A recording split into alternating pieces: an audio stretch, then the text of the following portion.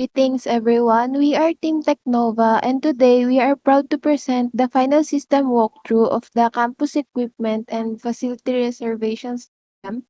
As we approach our final defense this Saturday, January 10, this walkthrough will demonstrate our fully completed platform built to streamline resource management and improve accessibility for the entire campus community.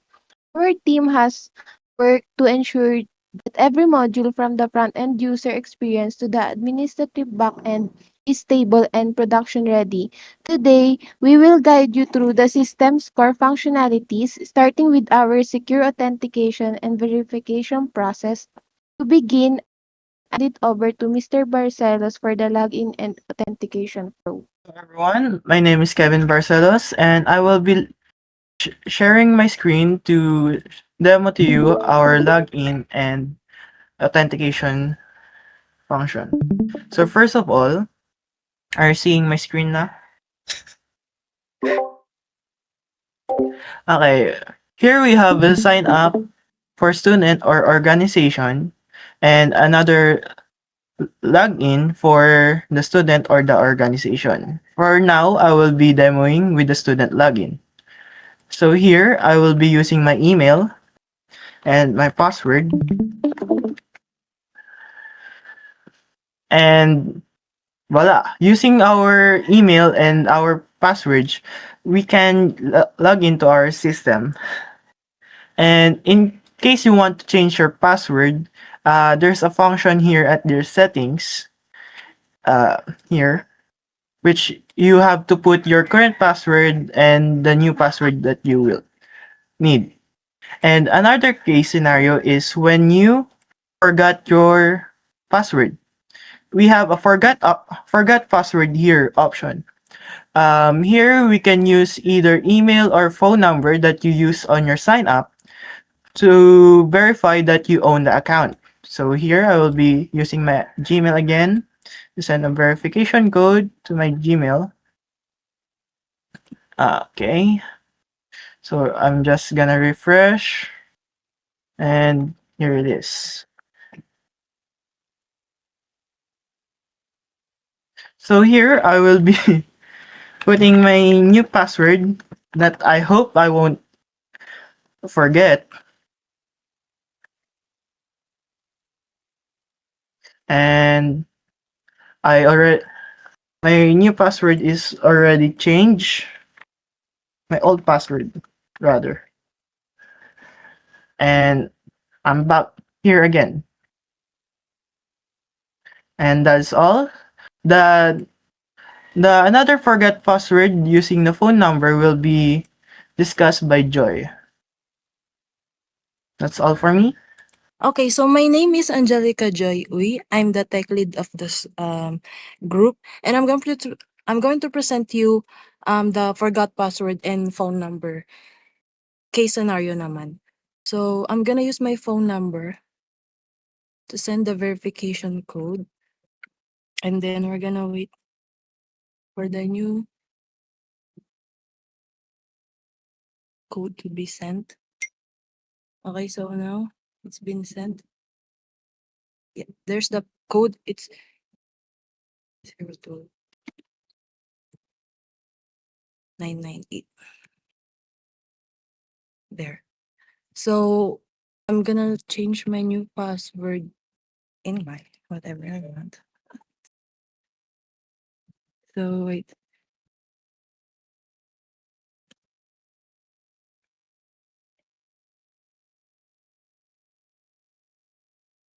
Mm,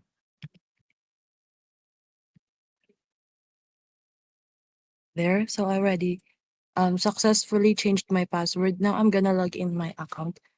I'm gonna log in it using my student number. So 2023. So in here, as you can see, I'm intentionally nagkulang yung student number ko. So let's see if it's gonna be logged in. So this is the password I've changed.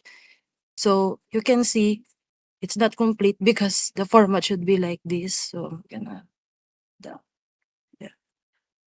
So here, excuse me, I'm going to show you how to as a student how to borrow an equipment. So here we have various equipments that we can pick. So for example, I'm gonna borrow the camera. So in here, there's a modal, which is the request date, expected return date, quantity, and purpose. So the request date, for example, today, I requested today. So I'm just gonna press this.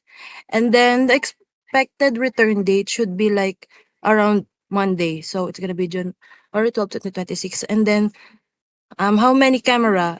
As we can see, the quantity of the camera is 42. So how many whatever quantity of the camera we can borrow. So for example, I'm gonna borrow just two. And then as you can see, the button for submit request is disabled. So you have to input your purpose before this thing or before the button will be able to be submitted. So for and for defense event. So as you can see, it's already enabled and there's a modal that the borrowing request is submitted successfully. So the next presenter would be Adaya for facilities. So I am Junior Andaya Jr. and I am the tester of our system. So ngayon napapakita ko po is yung pagre-reserve ng facilities sa admin side. So ngayon, punta muna tayo sa pagla-login. So kanina meron akong nagawang account. So iaano ko na lang, ila-login ko na lang siya.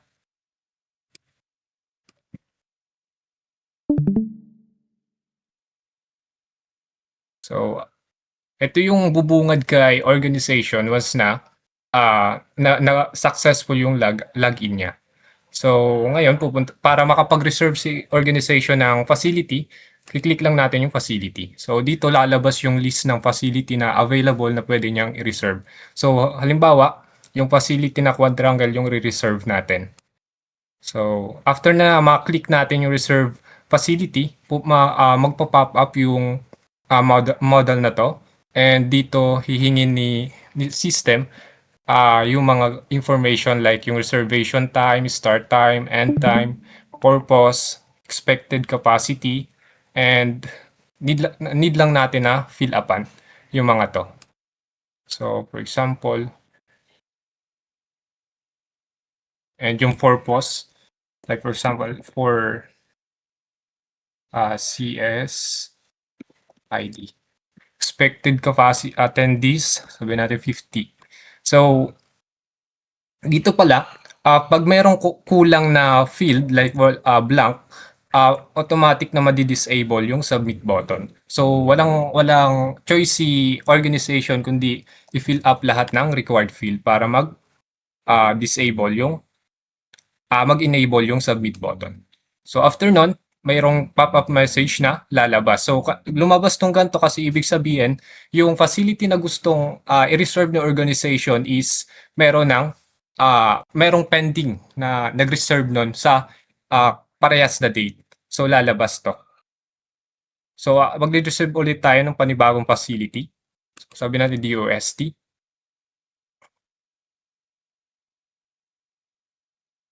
Okay. For dev.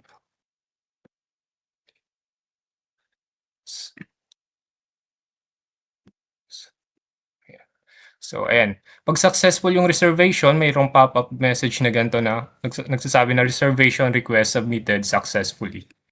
So, ayan. Next po si Patricia. Good day, everyone. I am Patricia Jorelente and I'll be demonstrating the admin panel. So for you to access the admin, you have to add the admin type and log in to the address. And so same logic lang din sa student and organization, makakapag-register i-admin dito ng first name and then last name, contact security, and yung approval if okay yung registration niya. So, for the login, ito yon.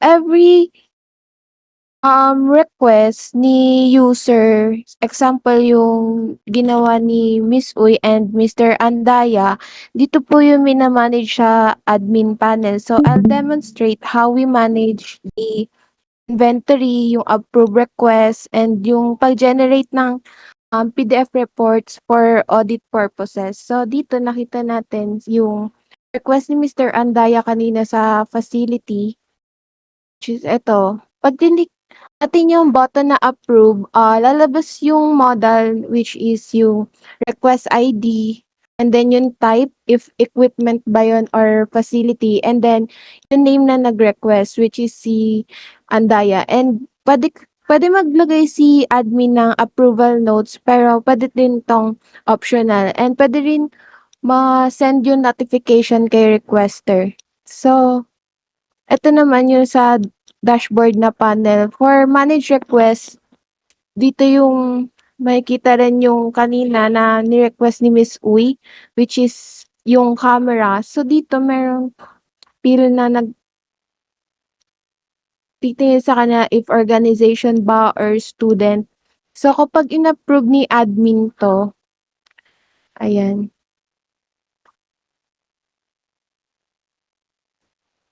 may lalabas dito na success model which is okay na siya. So, if ever na okay na yung date and time, may lalabas ulit na another button which is yung mark as completed. Ayan.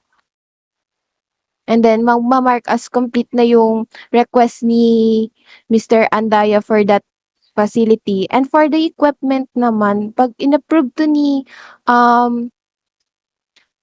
admin, ay, confirm. So, technically, if equipment yung iba-borrow ni student or organization, both lang may lalabas dito na mark as pick up. Ibig sabihin nito, pwedeng reserve na yung equipment niya, pero hindi pa niya napipick up. So, pwedeng i-mark to ni admin as pick up, and madadeduct na tong 2 items sa equipment inventory natin mamaya. So, pag kinonfirm yung pick up, ayan, may mark return na. Ibig sabihin nun, kapag ni-return na ulit ni student dun mismo sa pinag-borrowan niya na faculty. So, for the calendar naman, ito yung dito lalabas yung mga approve and overdue by default na nire-request ni organization and then student. Meron din ditong filter if want ni faculty na makita yung month, view, week, and by day, and yung mga list. Ayan. So, for the facilities, ito makikita dito yung mga available na pwedeng i-reserve na mga student and organization, and same with equipment.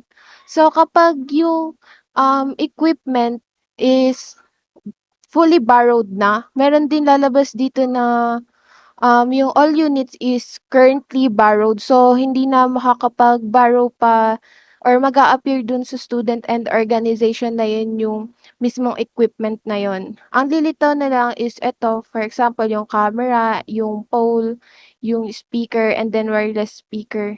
Same sa facilities po natin.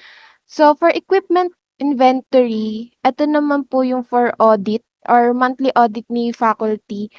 If want niya makita yung mga product na na nai-stock niya or yung mga need na niyang i-supply, meron ditong category na ito yung microphone, wala na siyang stock and zero na rin yung available. So, meron ditong reorder alert si admin. So, dito makikita niya na yung microphone need ng stock. So, pag gano'n is makikita niya or mana-notify na si supplier na need na niya mag-stock, ayan. So, for the location, kunwari, ini-stock niya yung microphone sa Tech Lab and then mag-a-assign siya ng supplier.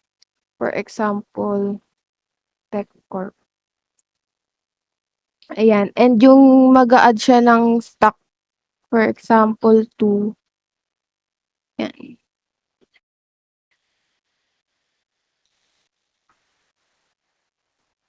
So yun, ma-a-adjust yung, stock natin, so mawawala na siya sa reorder alerts and makikita natin dito sa physical audit, nag-reflect na rin yung changes which is meron ng 2, yung in-add sa, pag-i-stockan ng mga equipment, and dito rin may 2 na available, so magre-reflect na yun kila student and then organization na meron ng bagong stock for microphone, and ayun, available na siya. And dito naman puwede rin mag-export dito, for example need ni faculty ng monthly report, puwede niya export 'to as PDF and then ready to print na rin siya. And then for report and logs, eto naman yung mga data if want makita ni admin alin yung, mas maraming bookings. For example, si Quadrangle naka-67 siya na bookings overall, and then yung equipment usage, if need na bang i-maintenance, available pa ba, and currently borrowed na yung equipment na yon. And then yung user activity, makikita dito kung, sino yung may, pinaka laging ginagamit yung system or ano yung ginagawa niya, nag-borrowed ba siya or nag-add ba siya ng facilities, gano'n. And for the audit logs, eto po, may pagination din dito kung ano yung ginawa ni user. So, ayan. And then may export report din if ever na gusto yun ni admin na i-export yung mga report and logs. Ayan. And then that will be all for the admin panel. Next for our agenda is the UI/UX to be demonstrated by Miss Gomez.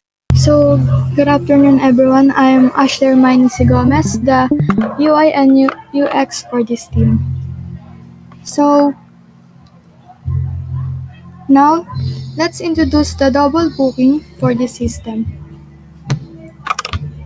So, mag-login po muna tayo sa my student.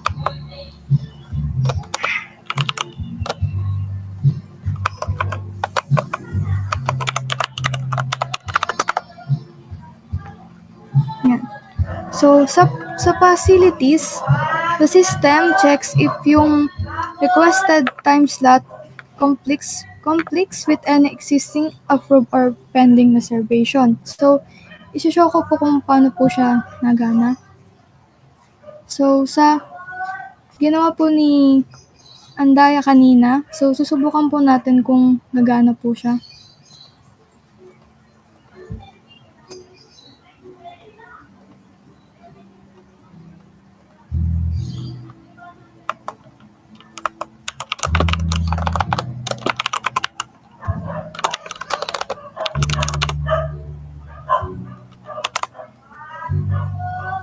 So, nakita po natin na kung nagkaroon ng double bookings po, is lalabas po yung model po na nagsasabi na yung reservation is na na-add siya sa waiting list because meron ng pending reservation sa time slot na yon. So, yung sa facilities po, ang ginagamit pong double booking prevention is yung wait list. So, next naman po is yung sa equipment.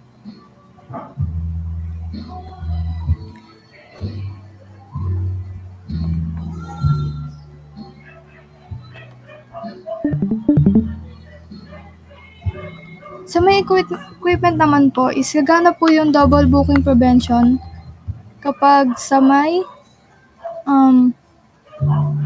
admin. So, first muna request po muna tayo dito sa student ng quantity ng microphone ng max quantity.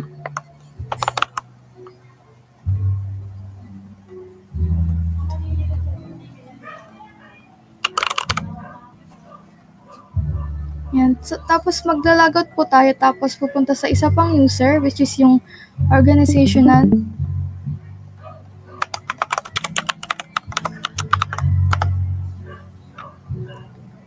Then, itatry po natin na request po sa same request nung student. Max din po, 2. Then, i-check po natin sa may admin panel.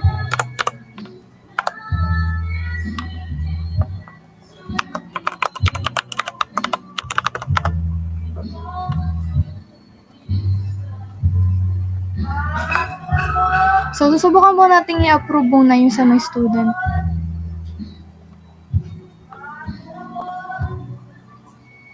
So, next naman po yung sa may organizational. Yan. So, yung admin po is can only approve ng request kapag if yung sufficient quantity is available po. So, yung double booking prevention po is by kung available pa po ba yung quantity ng equipment. So, next is the mobile responsiveness of our system. So, one of the key features of CEFRS or the Campus Equipment Facility Reservation System is its mobile-first design. Let me demonstrate how the system adapts to different screen sizes starting with the landing page. So, una pa lang is, kung mapapansin nyo po sa desktop, tapos pagpalit ng mobile, is naging hamburger na po yung navigation. Tapos yung image and text is naka-reflow po siya ng correctly. Tapos, yung mga hero section po is naka-adapt po siya sa screen sizes. Yan po, ayan. Ayan. So, notice how the navigation transforms into hamburger menu on mobile devices and all contents remains accessible and readable without any horizontal scrolling. So, subukan na po natin mag-log in sa student po muna in mobile view.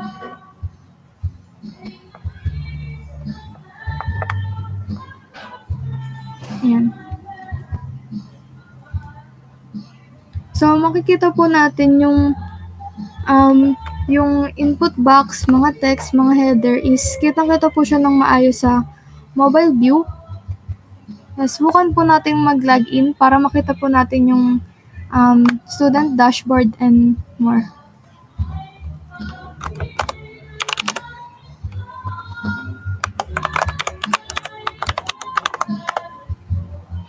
So, ayan. Ito po yung mobile view ng student dashboard. Nakikita po ng maayos yung 3 status cards and yung recent requests.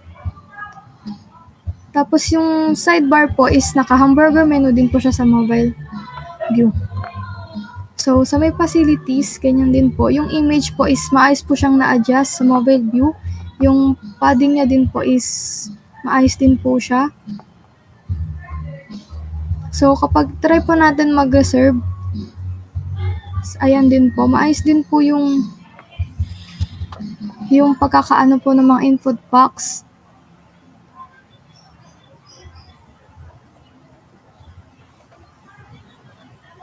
So, next naman po is yung sa may equipment. Same lang din po siya sa may facilities.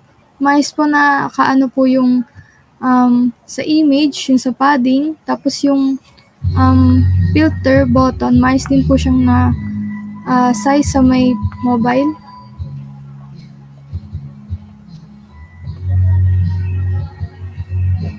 Sa may request din po, yung dalawa din pong drop down is okay din po. Yung search box is maayos din po siyang nakasize sa mobile view.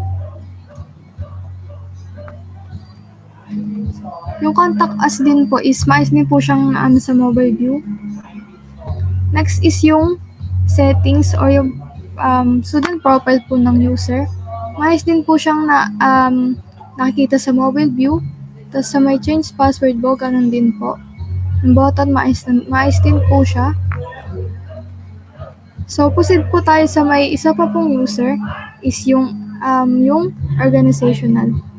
So, ganun din lang din po ulit. Maglalagin po tayo. Tapos, kita din po na same lang din po siya dun sa may student. Maayos pong na ano yung sizes ng input box, yung padding po ng login card, yung mga text, maayos din po silang na ano sa mobile view. So, try po natin mag-login. Yan. So, ganun lang din po sa student. Maayos din pong nang mapakita yung sa may org dashboard, yung tatlong status card, and yung sa may recent request, na ano din po sila. Nagdadiretso po siya yung sa view all, diretso po siya dito sa may request. Ganon din po sa may facilities, maayos din po siyang nailagay sa may mobile view. Sa equipment, ganon din po. Sa may request, same din sa student.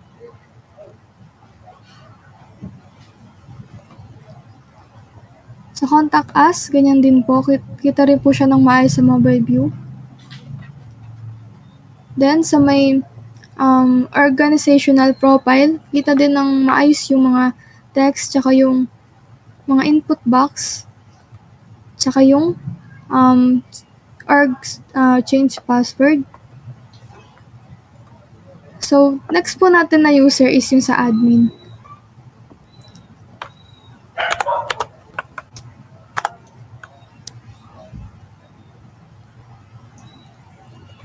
So, ganun lang din po siya sa dalawang, yung nakita ko pong user, maayos din pong nakasizing yung login card, yung padding nung login card, yung input box.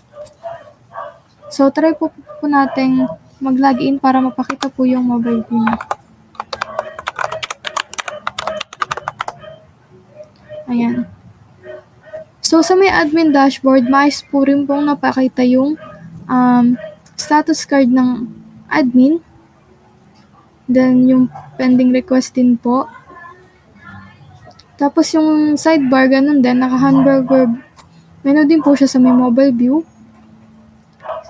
Tapos, sa manage request, maayos din po siyang yung mga button po, maayos madali po siya mapipindot, tsaka makita, tsaka yung search box.